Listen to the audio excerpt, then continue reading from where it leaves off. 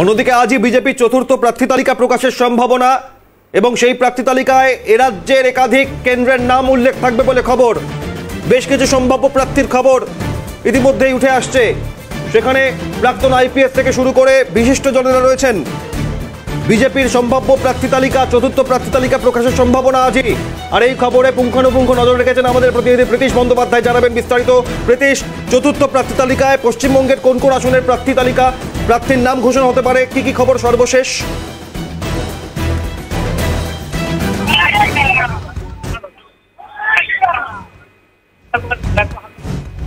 Pritish, BJP চতুর্থ প্রার্থী তালিকায় পশ্চিমবঙ্গের কোন কোন আসনের নাম থাকতে পারে, সেখানে সম্ভাব্য প্রার্থী কে কে থাকার সম্ভাবনা? দেখো, প্রথমত যেটা বিষয় সেটা হচ্ছে কি, বর্ধমান দুর্গাপুর থেকে এস আলুওয়ালিয়া, যিনি কিন্তু একজন বিজয়ী ক্যান্ডিডেট, তাকে কিন্তু এবারে প্রার্থী তালিকায় প্রার্থী হিসেবে তিনি থাকবেন না, এমনটা একটা জোরালো সম্ভাবনা তৈরি হচ্ছে।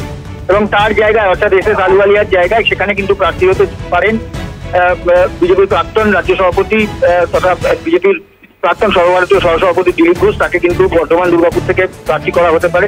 এবং দিলীপ ঘোষের যে কেন্দ্র অর্থাৎ করা হতে পারে ভারতী গোষ্ঠী, এমনটা একটা জোরালোভাবে সম্ভাবনা রয়েছে। এছাড়াও দক্ষিণ কলকাতায় প্রার্থী হতে পারেন বৈশালী ডালমিয়া, এমনটা একটা সম্ভাবনা রয়েছে। এবং তার সঙ্গে সঙ্গে বারাসাত থেকে, অত্যন্ত তাৎপর্যপূর্ণভাবে বারাসাত থেকে প্রার্থী হতে পারেন দেবাশিস ধর, প্রাক্তন আইপিএস। তিনি কিন্তু কালকেই ইস্তফা দিয়েছেন আইপিএস পদ থেকে, এবং সেখানে ইস্তফা দেওয়ার পর তাকে বারাসাত থেকে প্রার্থী করা হতে পারে, এমনটা একটা জোরালোভাবে সম্ভাবনা রয়েছে। এছাড়াও উত্তর কলকাতার প্রার্থী নিয়ে কিন্তু একটা ধোঁয়াশা তৈরি হয়েছে, কেননা উত্তর কলকাতায় তাপস রায়কে প্রার্থী করা হতে পারে। এছাড়াও সম্ভাব্য প্রার্থী তালিকার মধ্যে অর্থাৎ উত্তর কলকাতা সম্ভাব্য প্রার্থী তালিকার মধ্যে রয়েছেন কিন্তু সজল ঘোষ, 50 নম্বর ওয়ার্ডের যিনি কাউন্সিলর রয়েছেন, তিনি, তাকেও প্রার্থী করা হতে পারে উত্তর কলকাতায়, এমন একটা জোরালো সম্ভাবনা রয়েছে। এই যে প্রার্থী তালিকা আজ অথবা কালকে সকালের মধ্যে যে প্রকাশ হতে চলেছে, সেই প্রার্থী তালিকায় কিন্তু অনেকগুলো নতুন নাম থাকতে চলেছে, এবং তার সঙ্গে সঙ্গে কিছু প্রার্থীদের যে আসন, সেই আসনেরও বদল হতে পারে, এমনটাও কিন্তু একটা সম্ভাবনা জোরালোভাবে রয়েছে।